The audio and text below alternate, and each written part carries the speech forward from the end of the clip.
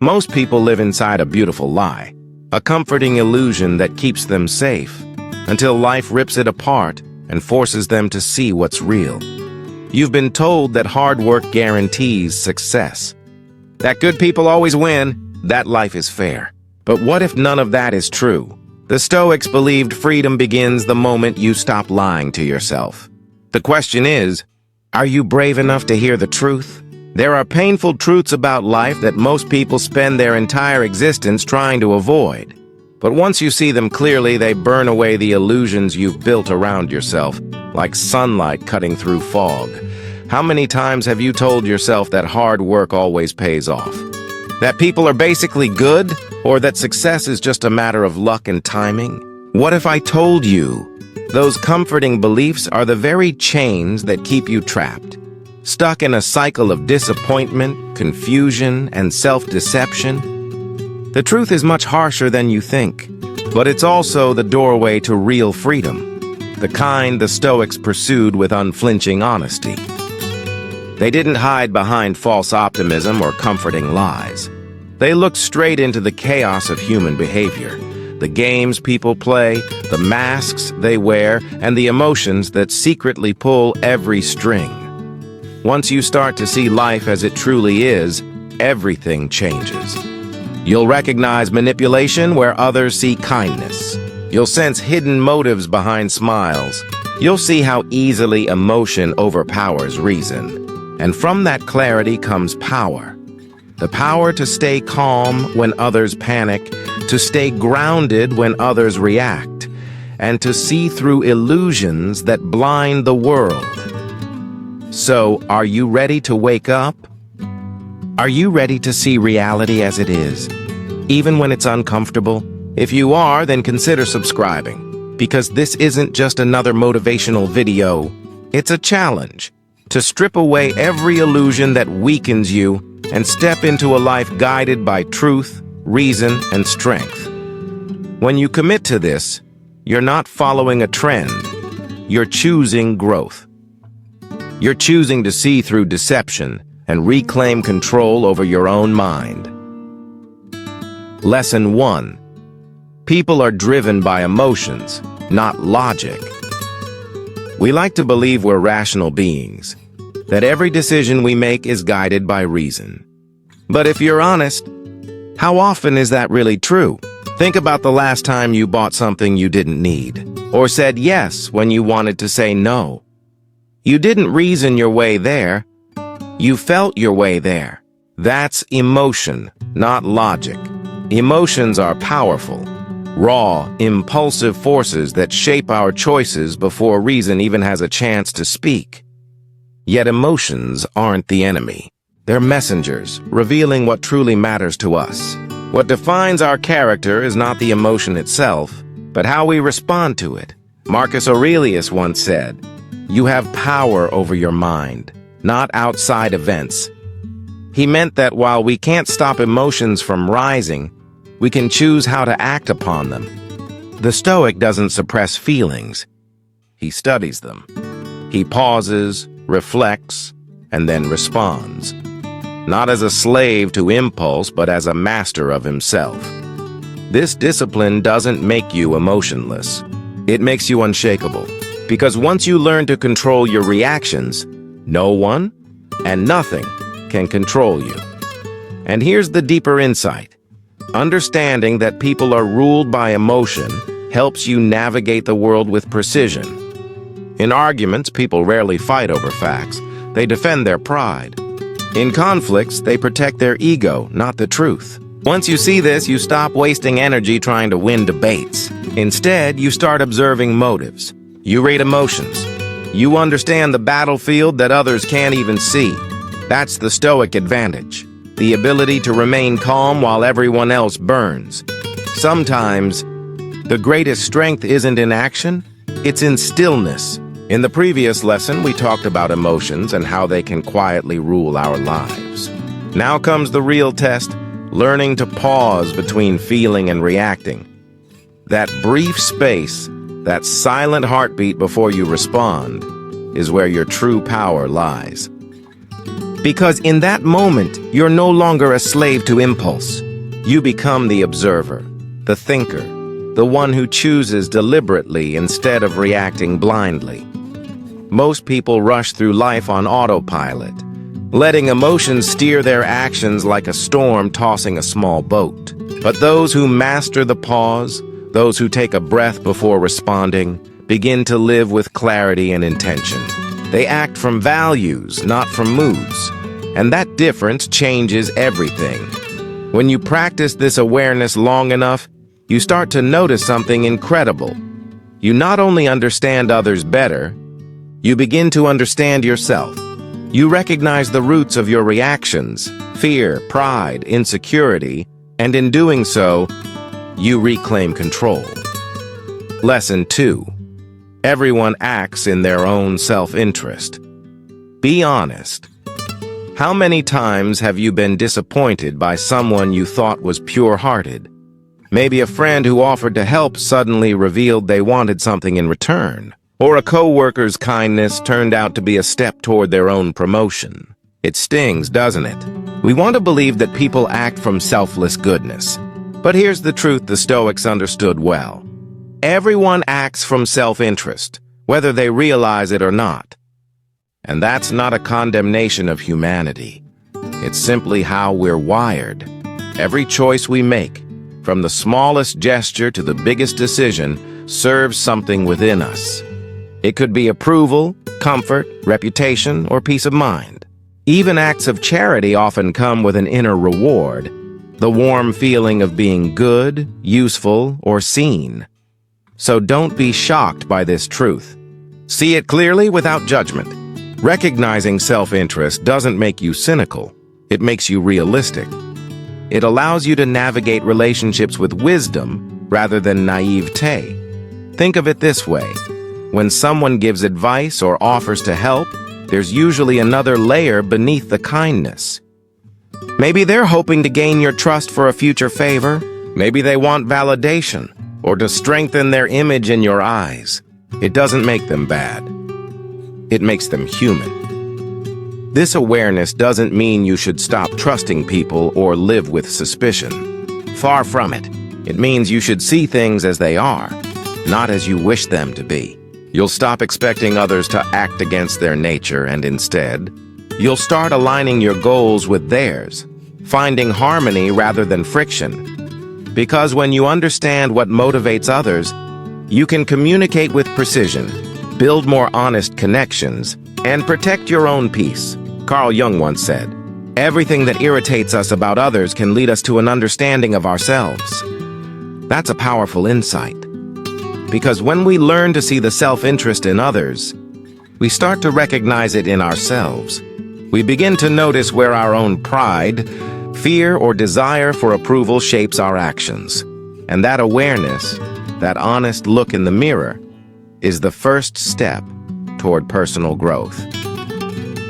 The danger comes when we expect others to be selfless while we ignore our own hidden motives. But once you accept that every person is guided by their needs and desires, you become wiser in your choices. You manage expectations better. You stop taking things personally. This doesn't mean exploiting people. It means understanding the game everyone is unconsciously playing and learning to play it with integrity. Because when you stay true to your values while understanding the motives of others, you don't just survive the game of life, you master it. When you begin to see people clearly, their motives, their emotions, their self-interest, something else starts to happen. You begin to see yourself more clearly too. And that's where the real challenge begins. Because, lesson 3, most people can't handle the truth about themselves. Let's be honest. None of us find it easy to face our own reflection when it's stripped of illusion. The truth can sting. It burns through pride, comfort, and ego like fire through paper. It forces us to confront parts of ourselves we'd rather keep hidden in the dark. Most of us prefer to live inside a carefully constructed story, a comforting narrative about who we are. We tell ourselves we're good, reasonable, strong, or self-aware. And maybe we are. Sometimes. But it's far easier to protect that story than to face the uncomfortable facts that threaten to tear it apart. The problem is, the truth doesn't care about your comfort. It doesn't bend to your ego or protect your image. The truth simply is. Think about the last time someone told you something about yourself that you didn't want to hear. Maybe it was a friend's honest critique, or a colleague pointing out a habit you'd rather deny. Or maybe it was something you already knew deep down, but weren't ready to face. What was your first reaction? Defensiveness, perhaps? It's almost instinctive. We explain, justify, or deflect. Anything to protect the fragile version of ourselves we've built. But the more we avoid the truth, the more we trap ourselves in the same repeating patterns. And the Stoics knew this better than anyone. Marcus Aurelius, the philosopher emperor, was ruthless in his self-examination. In his writings, he often dissected his own flaws, not to punish himself, but to refine himself. He wrote, "How much trouble he avoids, who does not look to see what his neighbor says or does, but only to what he does himself." Marcus understood that growth demands discomfort. It's not about perfection, it's about honesty. And when you can finally be honest with yourself, that's when real transformation begins. Most people avoid that honesty because it requires vulnerability. It's easier to stay in denial, to surround ourselves with people who only echo what we want to hear, and to protect our delicate sense of identity. But that comfort is a cage. It keeps us repeating the same mistakes, trapped inside the illusion of progress. You can't change what you refuse to confront, and that's why the Stoics practiced what could be called brutal self-honesty. They weren't afraid to admit their weaknesses. They didn't hide from the truth. They invited it in, because they knew it was the only way to live in harmony with their values. Epictetus once said, "We cannot choose our external circumstances, but we can always choose how we respond to them." The same applies here when we can't control what others say about us, but we can control how we respond to the truth about ourselves. Do we face it and grow, or do we run from it and remain stuck? Because when you stop running from the truth, something powerful happens. You stop being a prisoner of your own illusions. You reclaim your power. True strength isn't about pretending to be flawless. It's about being honest, vulnerable, and willing to change. That's when transformation begins. That's when you start becoming the person you were meant to be. Lesson 4. Success will make some people hate you. Here's a bitter truth. As you begin to rise, not everyone will celebrate you. Some people will quietly start to resent you, not because you did anything wrong, but because your growth forces them to face their own stagnation. Your success becomes a mirror, reflecting what they haven't done, what they haven't become. And not everyone can handle that reflection. When success begins to shine on you, not everyone will bask in the light. Some will squint and turn away. Their reaction isn't really about you. It's about what your success reflects back at them. This isn't simple jealousy in the usual sense. It runs deeper than envy. It's the quiet discomfort people feel when your achievements expose the gap between who they are and who they could have been. Marcus Aurelius, the Stoic emperor, understood this truth better than most.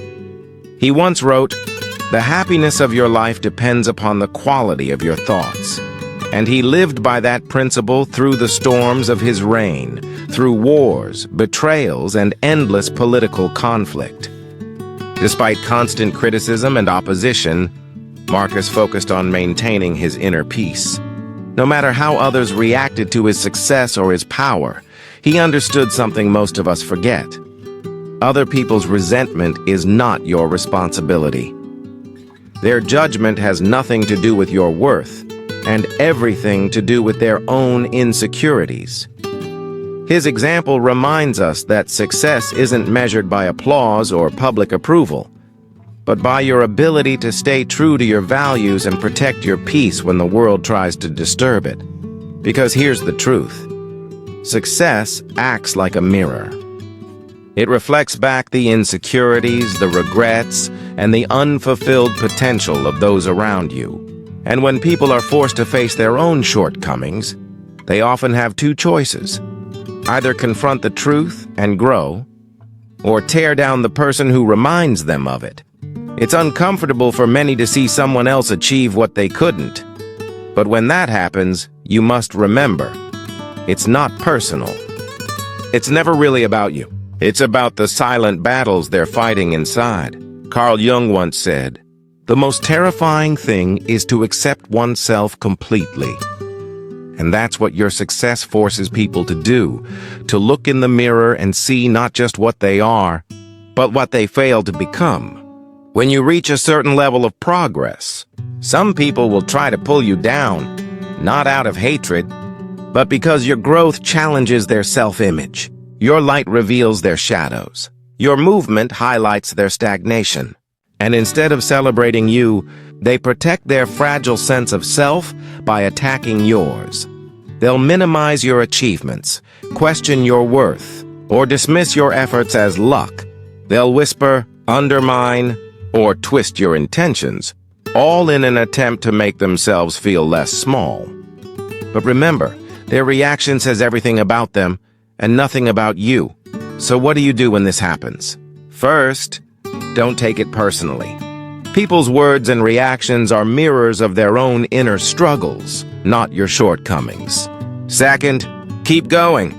Keep building. Keep growing. Because the higher you climb, the stronger the wind becomes. But that resistance is proof that you're on the right path. The Stoics remind us, true success isn't defined by validation from others, but by your ability to remain calm, grounded, and aligned with your values.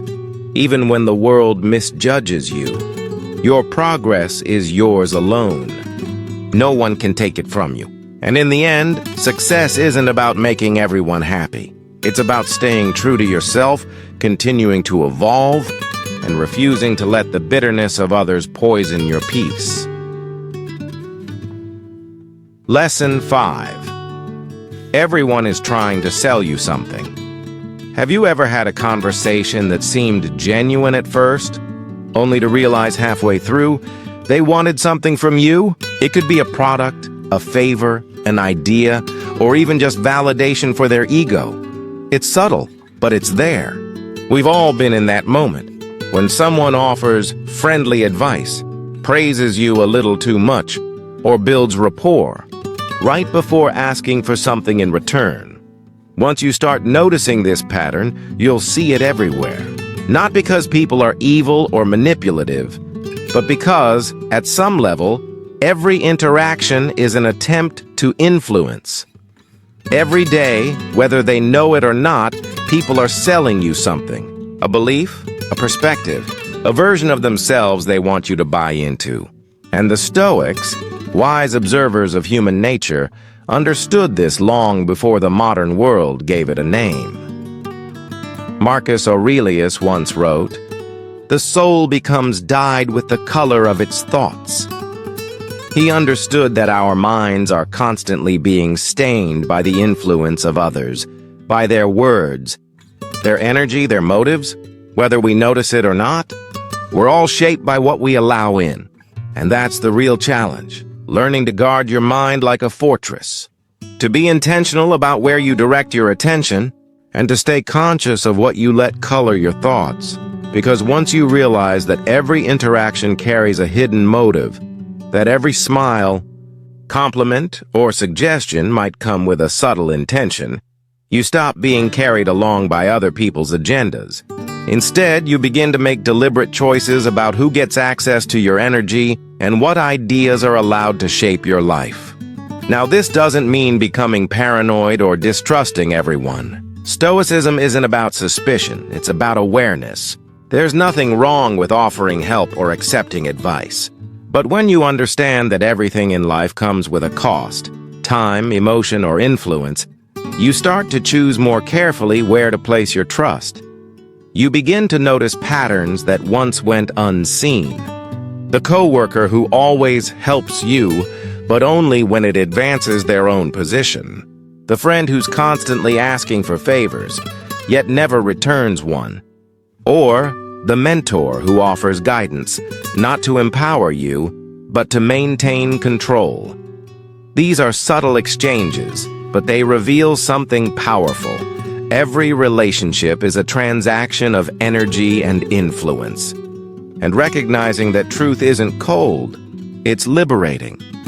Because awareness becomes your armor. It shows you where you might be too easily persuaded, too eager to please, or too quick to trust.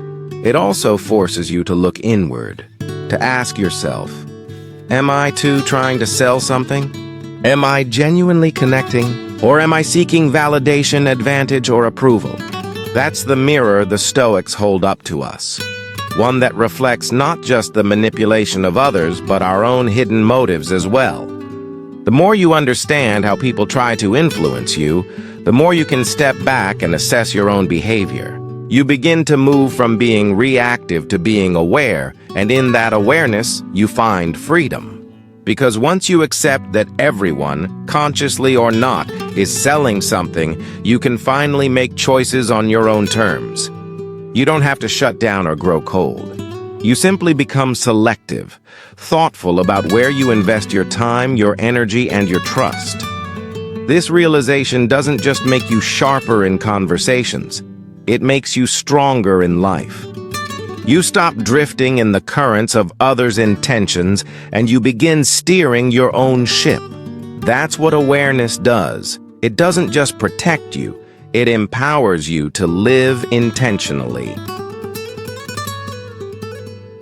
Lesson 6. People will show you who they are. Believe them. It's easy to get lost in words. We want to believe the best in others, so we cling to what they say, their promises, their charm, their apologies. But actions never lie. People reveal themselves not in their speeches, but in their patterns. The small choices, the habits, the things they do when no one's watching. And yet, how often do we ignore those signs? How often do we convince ourselves that they'll change, or they didn't mean it? Think about it. How many times has someone said one thing but done another? A friend who swore they'd always be there yet vanished when you needed them most. A co-worker who praised you to your face but undercut you behind closed doors. The truth is, people rarely change, at least not in the way we hope they will. Their actions tell the story. And when you start paying attention, you'll see it clearly. When someone shows you who they are, believe them. Because if you don't, life will keep reminding you until you finally do. Maybe it's that colleague who said they had your back, but the moment it served them better, they didn't hesitate to throw you under the bus. You might have brushed it off, told yourself it was a one-time thing, or convinced yourself that next time they'd do better. But the truth is, it wasn't a mistake. It was a pattern, and that pattern is who they are. The sooner we recognize that, the sooner we stop setting ourselves up for disappointment. We all want to see the best in people. It feels kinder that way, more hopeful. But wisdom, real wisdom, requires distance. It means taking a step back and judging people not by what they say, but by what they do. Because words are easy. Anyone can promise loyalty, respect, or kindness. But actions? Actions are the true measure of character. The handwriting of the soul. Once you understand this, you stop falling for empty words and start paying attention to what really matters. Consistency, integrity, reliability. These are the qualities that separate genuine people from pretenders. You might wonder, what do I do once I see the signs? The answer is simple and powerful.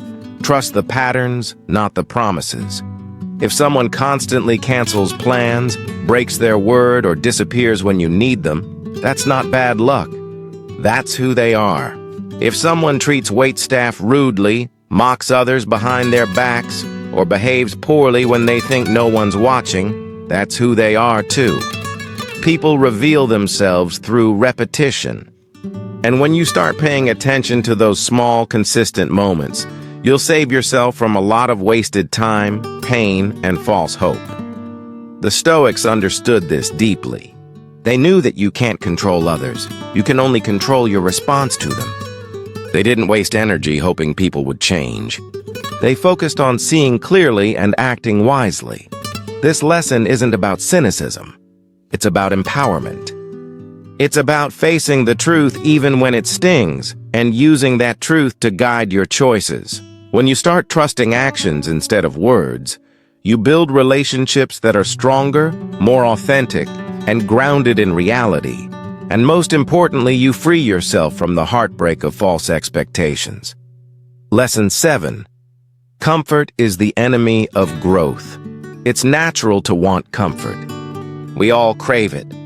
The warm couch after a long day, the familiar routine that doesn't challenge us, the quiet satisfaction of staying in our comfort zone. But here's the hard truth. Comfort kills growth. The moment you settle into what's easy, you stop evolving. You stop challenging yourself. And in that stillness, your mind, your emotions, and even your spirit begin to weaken.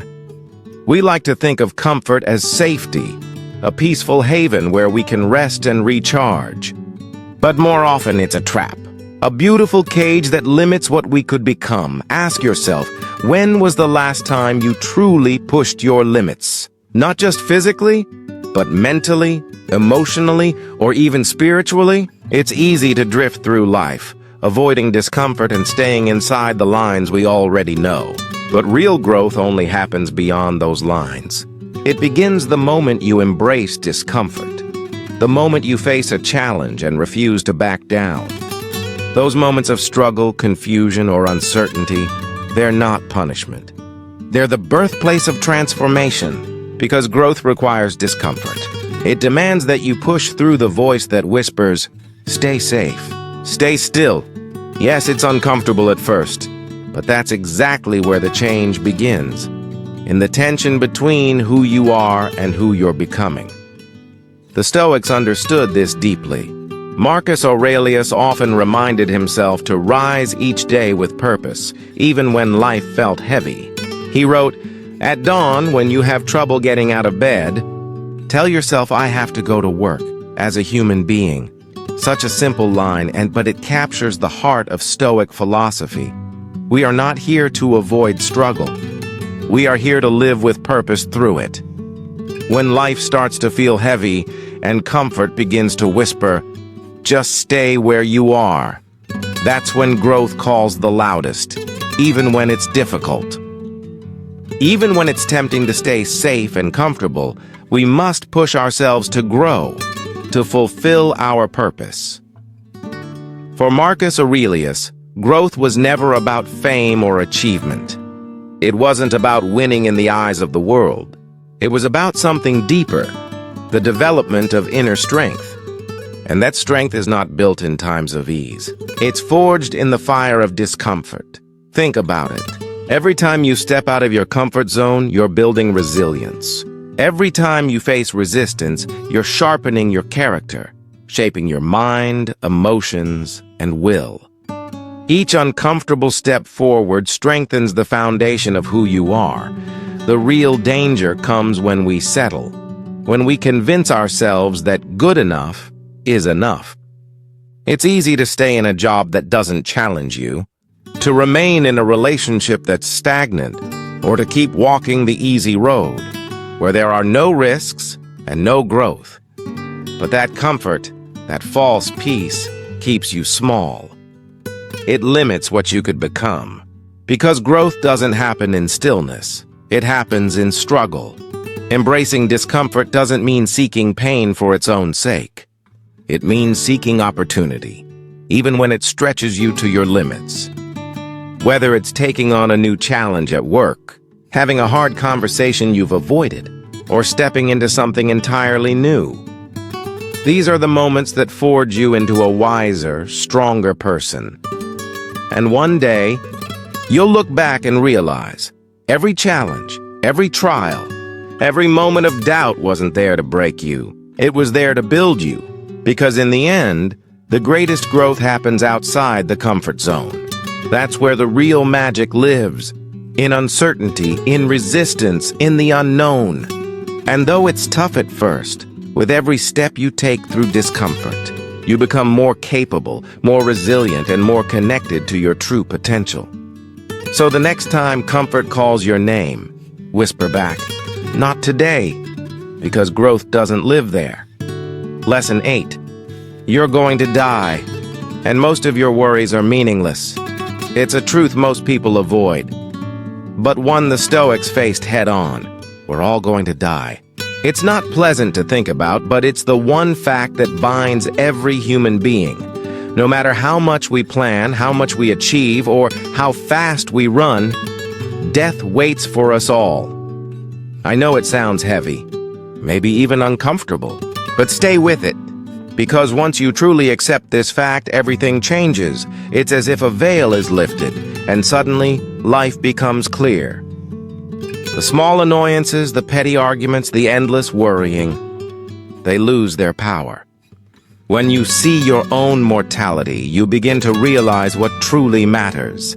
Think about how much energy we waste on meaningless things. Online arguments, work politics, small misunderstandings with friends or family. These things consume mental space, emotional energy, and days of our short lives. But when you truly grasp that your time here is limited, you stop sweating the small stuff. You start asking, is this worth my peace? Because most of the time, it's not. It doesn't mean those problems aren't real. It just means they're temporary. And in the grand picture of life, they don't deserve to steal your peace. When you realize you are mortal, you begin to live differently. You stop postponing joy. You stop waiting for the right time.